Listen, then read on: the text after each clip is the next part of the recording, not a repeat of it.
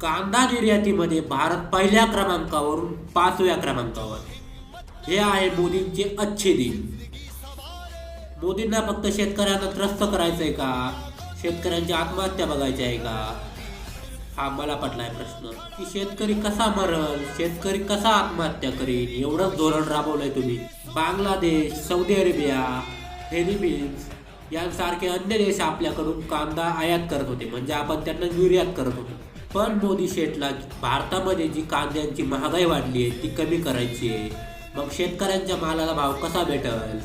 म्हणून बाकीच्या देशांनी काय केलं, बांगलादेश असेल, सौदी अरेबिया असेल यांसारख्या अन्य देशांनी काय केलं की पाकिस्तान, इराण यांसारख्या देशाकडून कांदा घ्यायला सुरुवात केली. म्हणजे नक्कीच आपल्या भारतातील शेतकऱ्यांच्या कांद्याच्या मालाला फटका बसेल. हे आहे सरकारचं वेडवाकडं धोरण. मग का शेतकरी त्रस्त होणार नाही, का शेतकरी आत्महत्या करणार नाही? लवकरात लवकर कायदे निर्णायक धोरण राबवा आणि जेणेकरून आपला कांदा भारताच्या बाहेर जाईल, एक्सपोर्ट होईल, जेणेकरून आपल्या शेतकऱ्याच्या मालाला काहीसा भाव भेटेल आणि आपला शेतकरी समाधानी होईल.